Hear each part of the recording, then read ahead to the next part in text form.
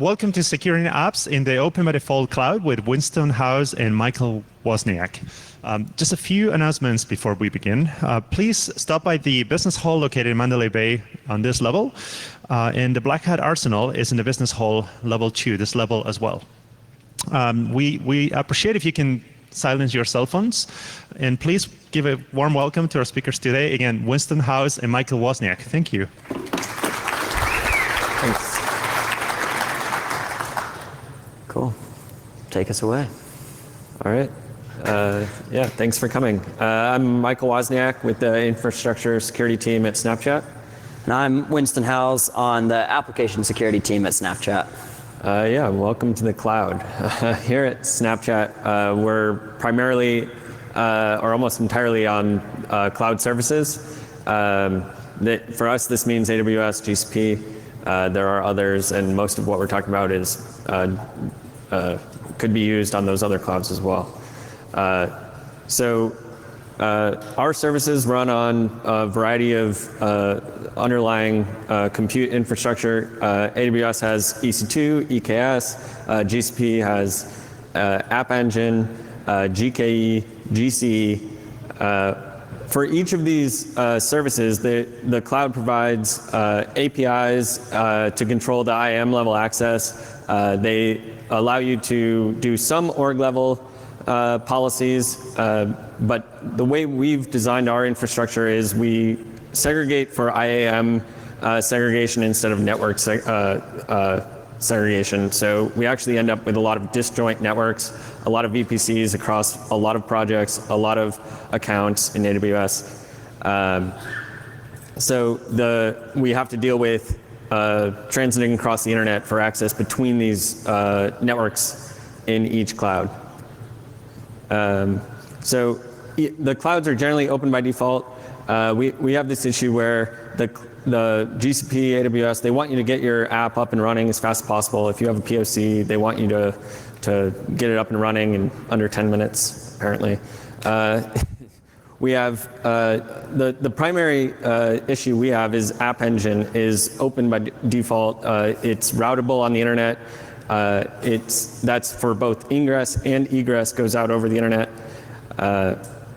And there is, at least now, there's an ability to firewall it, but it's not there by default. So we've had to create tools to add that gating after the fact. So the constraints we're dealing with, like I said, networking.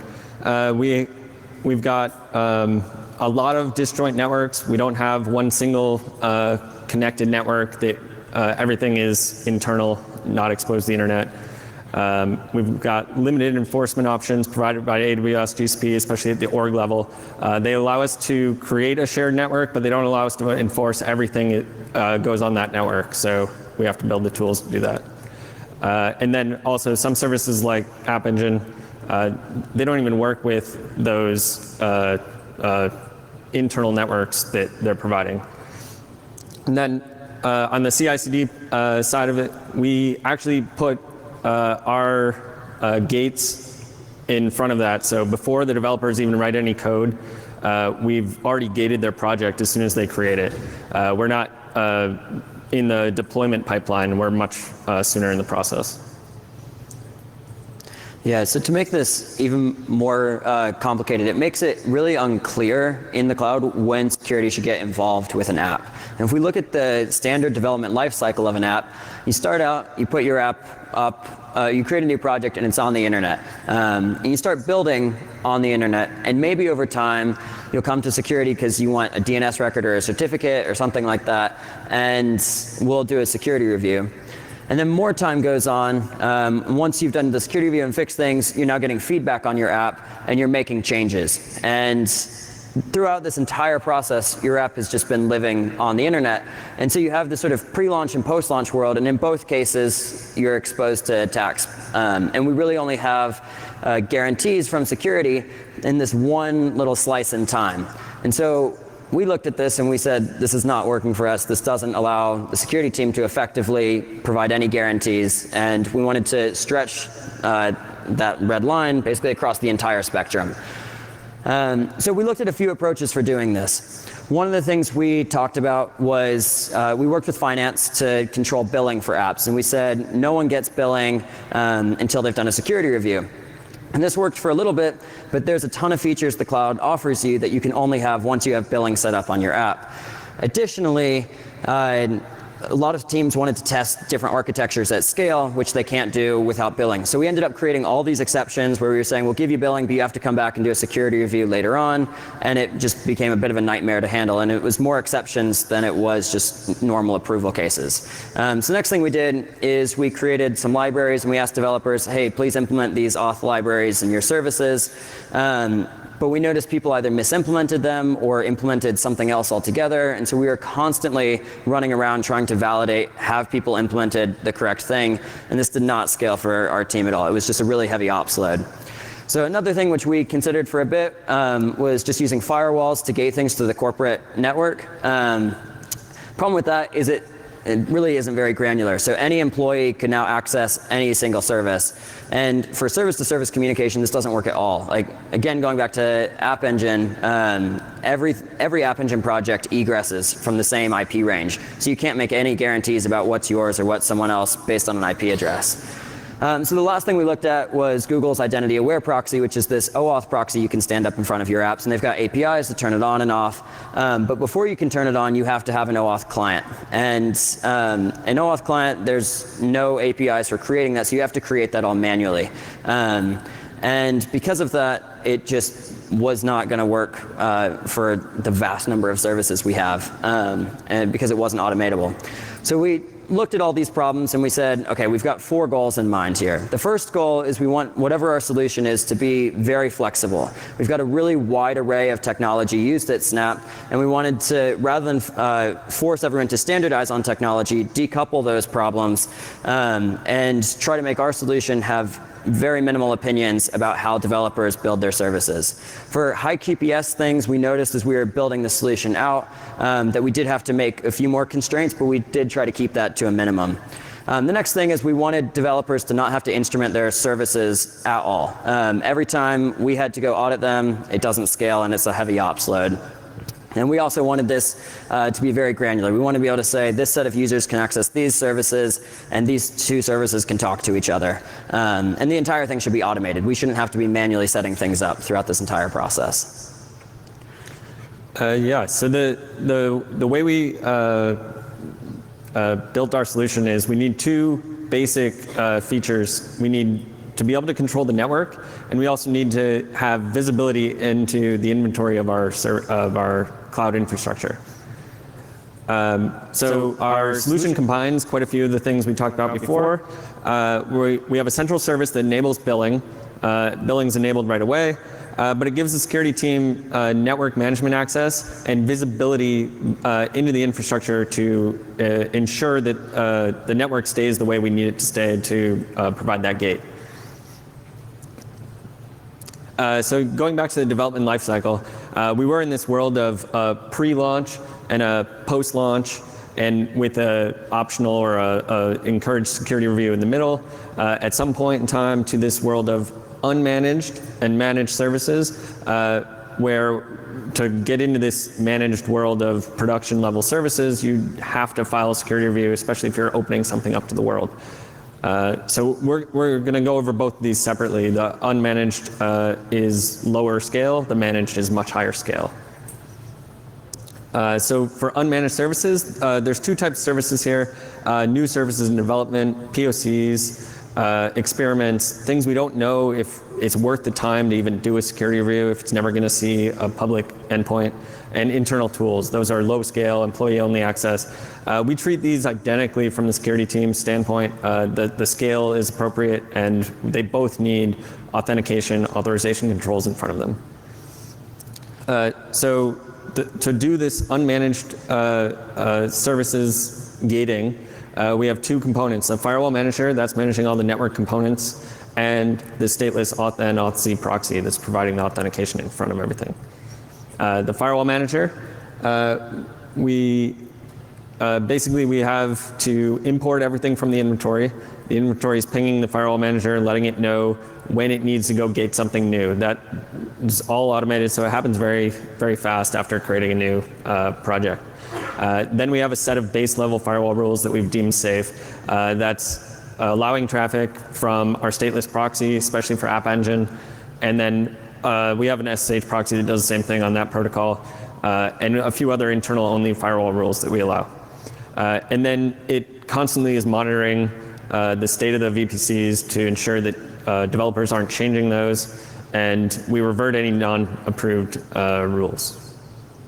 So the architecture looks like this. The service inventory pings the firewall manager. Firewall manager is also storing a source of truth. It is basically the exact same data that's in the fleet, but we have to store what we believe is the source of truth so that when we scan the fleet, it's synchronizing and making sure that the firewalls are correct. If a developer changes one of those, accidentally opens something up, even purposely opens something up, we're going to change that back, and they have to come back to us, and we'll be able to update the rules through our firewall manager instead of the cloud directly.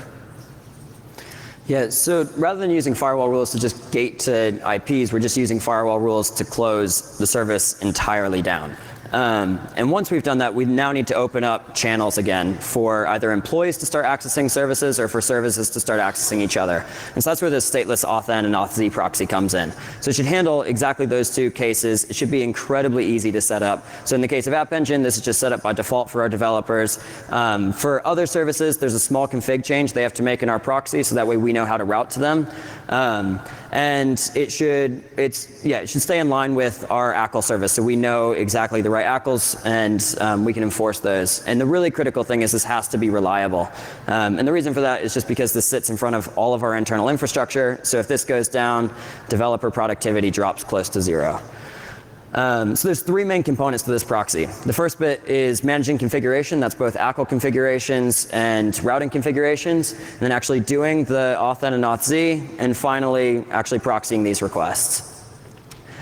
So for the configuration, there's two types. Like I said, the first is routing, and so we just have a config file checked into source code. Developers can go make changes to that, and we can then go approve those changes to make sure it looks like they're not trying to route to something outside of our network or outside of our org. And then as soon as those are approved, we upload that to GCS. Similarly, we've got the service which we've called a rotator, and it pings out to our ACL service to fetch all the ACLs for our fleet, and then it takes those, transforms them, and pushes those up to GCS as well. Our proxy then actually reaches out to GCS every 10 minutes, and gathers all that data, loads it into memory, and then uses that to route requests appropriately and do authn and authz checks appropriately. And what's really key about this infrastructure is that if any of these services go down, if GCS or the ACL service goes down, it doesn't take our proxy down. We can keep running on stale data, which allows things to stay available. And because all these changes are happening out of band, we don't have any inline dependencies. So it increases reliability and reduces latency. There we go. So for the actual proxying, if a user is to proxy into the service, how it works is they in their browser will go try to talk to the service behind the proxy. If they're not authenticated, the proxy will redirect them to Google's IAP, which is their OAuth proxy, which sits in front of this other service we've called the jump point. IAP, they'll go through an OAuth dance with IAP, and Google will then forward us their identity to the jump point. We'll wrap that and return it and redirect the user back over to the proxy. The proxy can now unwrap that identity, set a session for that user based on looking at its ACLs if it chooses to authorize the user, and then forwards the user's request onto the actual proxy. And now the user can just communicate through the proxy. There's two things which are important to call out here. One is for this OAuth dance that we're doing. One of the original ideas we had was to do OAuth in the proxy itself rather than out at this jump point. There's two problems with that. One is it makes the proxy not stateless, and we want the proxy to remain stateless. The second one is that it allows the proxy to impersonate any user that for a service, any user that tries to talk to that particular service, that service would now be able to authorize or to authenticate as that user to any other service. And I'll walk through that attack in a minute. But the other cool generalization here is that this IAP jump point is really just a single sign-on provider. And so you could have any single sign-on provider here, as long as that returns a token that the proxy can unwrap, that would work. So to actually go through this attack and the reason why we didn't do the OAuth at the proxy itself. So because we can't automate the creation of these OAuth clients, and we can't automate the creation of client IDs and client secrets, the idea we had originally was to throw a fixed client ID at the proxy. And you'll see how this breaks down. So the user authenticates through the proxy to a malicious service. The service now opens a new window. It sends some JavaScript back, opens up a new window, kicking off an OAuth flow. So the user goes to the OAuth provider, in this case Google, and gets, if they approve the OAuth grant, they'll get redirected back to the malicious service, or to the proxy rather, with an authorization code. But because our malicious service is running on the same domain as, as the proxy, because it's being proxied, it can now read that authorization code out of the request, even though the proxy hasn't forwarded it along, just by taking advantage of the same origin policy. Now that it has the authorization code, what it can do is it's going to enter this race condition where it's trying to authenticate on behalf of the user to this benign service faster than the proxy can authenticate to the OAuth provider. So what's actually happening here is anytime our services are talking to each other, they're going to go through this proxy. So it's going to hit the proxy. The proxy is going to say, you're not authenticated, you have to go to Google. It'll send them a redirect over to Google. Rather than going to Google, because they have the authorization code for this user who is accessing their site, they can now send this authorization code back to the proxy. And at this point, the proxy will take that authorization code and send it to Google. So you now have two instances of this proxy competing against each other for who gets to Google first. And if the second proxy wins, if the proxy in front of the benign service wins this race, the proxy will end up authenticating the malicious service to the benign service as this user. And so now the malicious service is able to take any of its identities that come to it and replay those against other services. So that's why we created this whole jump point, to avoid this entire attack scenario. So going back to the actual proxying, how this works for App Engine, because App Engine doesn't have any sort of notion of an internal network, what we did is we said for the static IP addresses of our proxy, we'll allow requests from that into App Engine services, and we'll punch a hole in the firewall specifically for those IP addresses. For non-App Engine things, we have this Leaf proxy where we VPC peer it to any service that our developers create, and we can now route through that. And so the central proxy can do the auth and auth-z, and then we route out through these Leaf proxies. So this works for low scale things. There's basically two big problems here. One is latency, because we've added an additional hop, particularly for App Engine. And the second one is cloud's bill on egress, or at least Google and Amazon. And because of that, because we're egressing twice, we're getting billed twice for all of our traffic. And so this becomes incredibly expensive if we want to do high QPS. So because of that, we then created this world of managed services where users don't have, or developers don't have to move to managed services unless they're trying to have high QPS or user data. And we've created, a different sort of suite of tools to handle this case. So the goals here are to avoid some of those problems. We need very low latency. We need this environment to basically be transparent. We also need it to be cheap. We don't want to be adding any overhead on cost.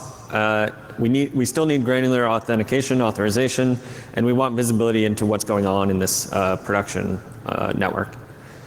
So the components here to build this out, we have an API gateway, that's our front proxy. We have a service mesh, that's where all the services live and communicate with each other. We have a central configuration controller that's managing how everything is routed, authenticated, et cetera, and it's the command and control center for users or developers to configure things. And we have a service sidecar that allows the service mesh to work appropriately. Most of this is working with the help of Envoy. Envoy is a proxy first created by Lyft and now is an open source proxy. So the first component here, API gateway, This is Envoy configured as a front proxy. This is the central entry point. It's got authentication filters. These are managed by the security team. Some of them written by the security team. It's one point that we have to look at and audit and understand for the ingress traffic to our environment. And it's centrally managed via the Envoy XDS protocol, which we'll get into. So the service mesh, this is what sits behind the API gateway. The API gateway understands how to route to each service that lives on the service mesh. It's all configured via the configuration controller. Envoy here is also providing authentication, encryption, metrics, and none of this is routable from the internet. So we don't have the problem where we have in some of the other environments or services that we deal with. So the central configuration controller, this is like the brain of the system. It works by the Envoy XDS protocol. It's basically how Envoy communicates to the central service and downloads its configuration state, routes, authentication, filters. So because the routes come with authentication and authorization built in, we have an approval workflow. So anytime that service A needs to talk to service B, the owners of service B have to approve that service A is allowed to talk to service B. And then that builds in the authentication authorization. The services don't need to use a library or anything like that. So the service sidecar, this is what enables that to work without building anything into the application. So Envoy is running as a sidecar. We also have a component that bootstraps the identity. Because we want this to work in multiple clouds, each cloud has various primitives that allow us to establish identity of either a VM host or a role or a service count. So we basically take whatever that is in whichever environment we're in, connect to our central CA to pivot from a cloud native identity to our internal mesh identity, which is understandable across every cloud, every service that we have. So then once it gets that identity, it's able to take that identity and go to the configuration controller, which knows which configuration to send to that service, which is how that service then authenticates traffic. It knows how to set up the routes, does all the service discovery there.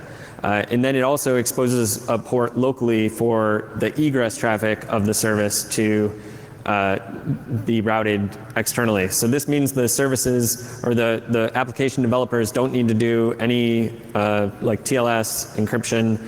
They don't need to do authentication. They're just sending raw traffic, either HTTP, gRPC, and Envoy is adding those components on top. And it also gives us visibility with all those metrics. So some of the challenges here, we've got a little bit different onboarding experience than the first environment we talked about. It's not quite as automatic. When a service owner wants to go into this managed world, they have to basically they have to be able to create their application in a container and go to the configuration controller, set up all the routes. They need to get all the right approvals. So there is some onboarding friction there. And then there's this noisy neighbor problem where we've moved from everybody is in their own account. They deal with cloud quotas for resources, API limits individually with the cloud. Now we live in one VPC, one account, so we have to deal with that at an infrastructure team level within Snapchat, and then we deal with that with the cloud separately. So we have to make sure that one team doesn't use up all the quota for the rest of the company and take out some unrelated service. So that's a new problem that or challenge that we have. We also have this, because we've centralized on one ingress point, we do have a potential centralized point of failure, but because it's simpler, it's a single place where we're putting all of our authentication filters instead of every application across our environment. It's not a library that developers have to integrate and get right every time. It's in general, it's it's because of the simplicity, it's easier to manage. Yeah, so we're trying to get everyone into this new mesh world that we have, but we still have this problem of we have a bunch of existing services that were created and they aren't built for the mesh right now, and they existed before we had a lot of these controls in place. So in order to handle this case, we first did a lot of introspection to think how we're going to solve this problem, and we created something we call the introspection library. And what this is a simple library. It's a line of code to integrate this into any service, and it gets a lot of information about the service that we care about. So it's gathering the routes, the auth controls, it gets all the package info, and a few other pieces of metadata.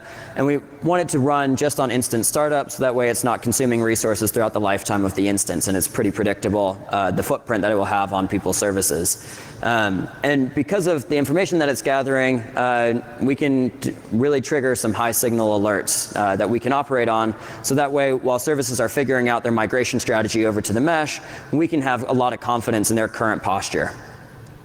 So the way this all works is, again, we've got that central billing service, which just enables billing for every new thing we create. And that just pings us that some new service has been created. So we can then go to GCS or S3, and we can set up permissions and roles for that service to write to our buckets.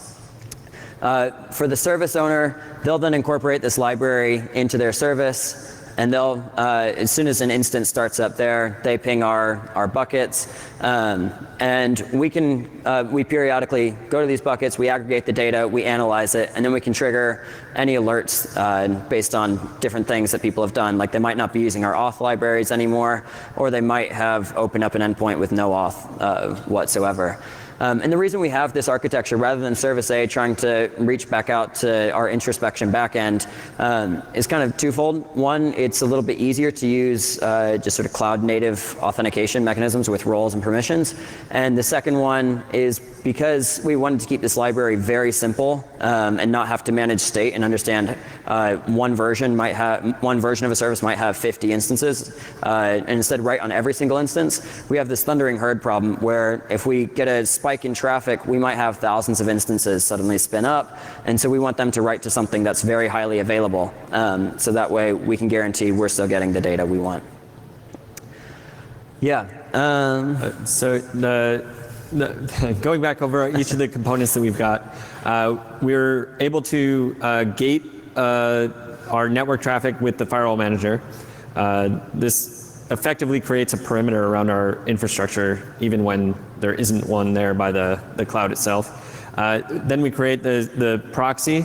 The proxy is what's providing that authentication and allowing that trusted path into our infrastructure. We have the API gateway and service mesh because that didn't scale to our production level traffic, but we still wanted all those same security guarantees. And we have an introspection library to understand the internals of our applications. That allows us to understand the changing state over time and know when we want to go look at an app. If something changes that's actually interesting to us, we can actually ping them and trigger a security review instead of waiting for them to come talk to us. So going back over the goals, we've created a system that's flexible. We don't require, especially in the beginning, we don't require any developer teams to abide by any specific language or libraries or rules there. When we get into the production environment, there's some caveats there, but that's only for the production load. The scalability, we've created this system to allow for the developers to just deploy their app and it's immediately available. They don't have to ping us. We don't have an ops team that's setting this up. It's granular. We're getting real identity authentication authorization instead of IPs or something that doesn't really get you that authentication you need. And it's automatable. We're not there with the ops team and setting things up for everybody. So going back and looking at the way to do this from a clean slate, you're moving into the cloud or you're in the cloud, you start by getting visibility into that infrastructure, laying the foundation. you need to inventory and see what you have. Without that, you don't know where to start. You don't know what you're looking for to put a gate around. Then the first step, start to create a perimeter firewall manager, and you can start with IPs. That's how we started, and that allows you to start to at least stop the bleeding. You know what's coming into your network. Then you can add granularity. The IP-based auth is not granular enough, especially for services that require employees to authenticate. So you can add this stateless proxy. This allows you to really have authentication, authorization controls that allow you to understand and control what's going on in your environment. Oh, sorry, I went too far ahead. And then as you transition to the production environment, in this world, you're still doing a manual review, but you've solved the first half of our development lifecycle problem. So, and a lot of those things might never get to the point where they need to launch into the production world, so it really reduces the ops load. Then you can start by understanding what's in production. This introspection library, or something that can see what artifacts are being used, especially versions of artifacts, or third-party artifacts. That allows you to see what's changing over time. If a security vulnerability is reported, you're able to target the applications that are in production that need to be updated. And then lastly, you can create a API gateway, service mesh. This really allows you to provide those controls in production. Instead of seeing what's going on, now you can actually control what's going on. Yeah, so along the way as we were going through this, there were a few things we learned, which I wanted to go over. So one of the first ones is when we started this whole thing, we were kind of doing this whack-a-mole game of teams coming to us asking to be reviewed, or us trying to find dangerous services and reviewing them. And we realized that did not scale at all. And so instead we doubled down on engineering and really tried to build reliable, scalable services. And through that, we've been able to accomplish much stronger security guarantees than just manually looking at things and reviewing services.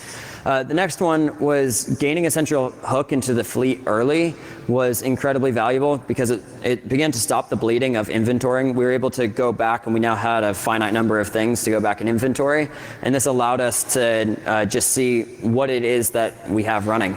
And so on a similar note, we think visibility it's much more important to get visibility before beginning to enforce things. One, because it allows you to figure out what's the right type of enforcement you should do. You can start to understand what your fleet looks like. And secondly, it lets you just prioritize what should be gated first. If we think about security very fundamentally, like a security problem is just a developer making an assumption in code and not validating that assumption. And so what we've tried to do with this entire architecture is keep things very simple, because if things are simple, we can easily understand what the assumptions are that we're making, and then take these very simple just artifacts that we've created and deploy them really broadly. And through that, we're able to guarantee much stronger things about our security posture than putting a black box up in front and sort of hoping it's defending us from attacks. And finally, we've really tried to offer engineering teams a carrot throughout this entire process. So we wanted to build things that are reliable. We wanted to abstract away a lot of the authentication and authorization work, so they don't have to think about that. With things like the introspection library, because it's getting all the routes and the auth controls, it's basically self-documenting a lot of their APIs for them, which engineering teams seem to like. And yeah, by offering them a carrot, we really galvanized support for this entire thing. And yeah, got it to the scale it's at Snap. So with that, we can now sleep better at night. Yeah, we wanted to spend some time doing Q&A, so if you guys have any questions, we'd be happy to answer them. Thank you all.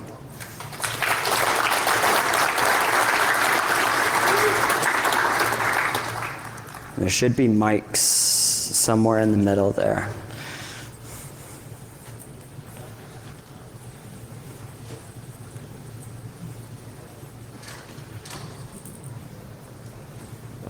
Okay. So which technology is used in the stateless proxy?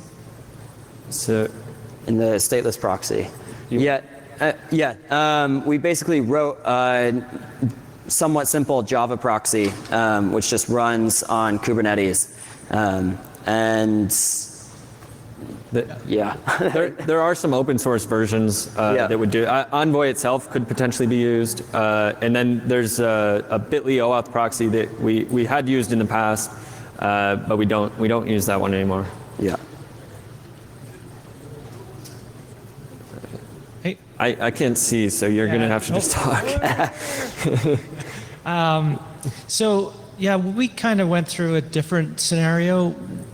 Basically, our infrastructure guys built services that that projects can plug into, and so they restricted what networks, for instance, each project would be able to plug into, and then provided the underlying network services to those projects. Is that something you guys thought about as well? Yeah, so looking at GCP, that sounds much more like their shared networking model. And at least when we started, that wasn't available yet. And now that it is available, it is what we're doing in our production world. One of the problems we see there is that things like that might be available in one cloud but not another. So we've typically gone with whatever the lowest common denominator across the clouds, in our case AWS, GCP. So even if something's available in one of the clouds, we might not use it just because we also want the same thing in another cloud that doesn't also provide that. I think AWS is coming out with a shared VPC model, or they have one. That once that's available and tested, we could consolidate everything and use that. But we also have to enforce that things like App Engine aren't used because those aren't part of this shared network model. And we have a lot of things on App Engine, a lot of developer experience on App Engine, so I don't think we're ever getting away from that world.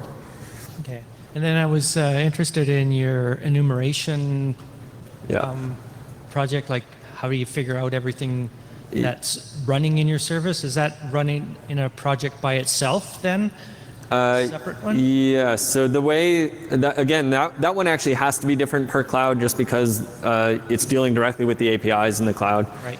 So in AWS, I believe they provide you like a JSON dump. I forget the name of it, but they just give you a JSON dump of everything that's deployed in your org. And in GCP, we've created a project or an application that can scan everything we care about, and that has hooks to ping things like our firewall manager to provide or to gate that back down if anything happens. Yeah. Once we created that billing service as well, which just enables billing, that really became a choke point for us to identify, at least at a project level, everything that exists, because it just forced all the developers to come to us and say, this is my service, please turn billing on for me. Yeah. In GCP, also the IAM works at an org level, so you can give access across everything, where in AWS it doesn't quite work that way. You have to assume roles into all the other accounts. So it's a little more difficult in AWS to make that work with a central service. Okay, thanks. Yeah. Where do you see the next evolution of your security model? Maybe building in some auditing capability to make sure you're compliant? Sure. So, yeah, we do have. Sorry, this is kind of focused on. You're over there, maybe. Yeah. Yeah. So what we've built is very focused on authentication and authorization, or what we've presented rather is very focused on that. There's a lot of other components we've built around these services to do things like auditing. Okay. One potential thing we've talked about is more establishing a sense of user presence, meaning if one service wants to talk to another service on behalf of a user, we can validate that this really is the user they're supposed to be talking about and they can't impersonate a user along the way. Those are some of the things we're exploring there. Yeah, the other side of the auditing side of things, like SOX compliance, comes in on the IAM management side, our central tool that does that, which we really didn't get much into in this talk. That's like what's providing the ACL that ACL service we talked about. So that's providing all the ACLs for everything that the proxy is managing access to. But that's kind of separate from what we discussed, I guess. And real quickly, how long did it take you to build this, and how many people? Yeah, that's a good question. We started out on this probably close to 3 years ago. Yeah. Yeah. And it's come and go. Like some teams have come and gone depending to help out, depending on what component they might need. Especially now with the service mesh, that's become a much larger component than even just security. That's our internal infrastructure team is working on that. So yeah, it's a lot of people and it's been a lot of time, but we've done it gradually to kind of stop the bleeding and make sure we're not spending all of our time on the ops load and manual reviews in the process. Yeah, and then in terms of the number of people we've allocated to this, so the firewall manager, I think that was just the two of us. Yeah. I don't think anyone else worked on that. The stateless auth proxy was about 6 people for the course of a year or so. And then granted, throughout this process, we didn't start with the designs that we have right now. We started with very different designs, and so that elongates this process quite a bit. And we tried out a lot of other things. As I kind of talked about at the beginning, the introspection library is about a year or so. The hardest part is just integrating this with all these services, because it does require developers to add this in. So we've tried to reduce that complexity quite a bit, and also architect the thing appropriately. We again went through a bunch of different architectures for that, but that's 3 to 4 engineers working on that one. And then the service mesh is the really big piece. Yeah, so the service mesh, doing things outside of the in-process or in-app libraries, really speeds up our development time. We only have to write authentication for one code base instead of providing a library to the entire org that writes in 4 or 5 languages at scale. So that's allowed us to focus on fewer things and do more. Yeah. Great. Thank you. Yeah. Hey, so you built your firewall manager by yourself?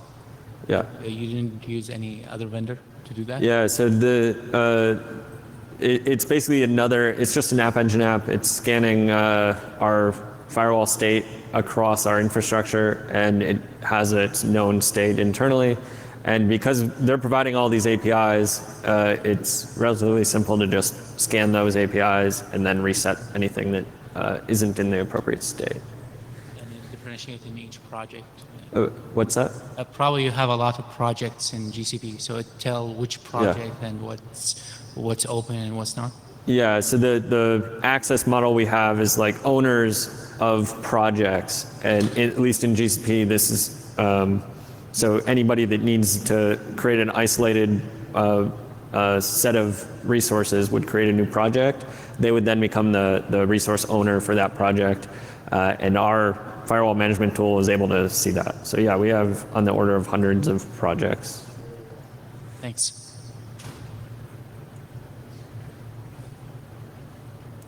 Any other questions?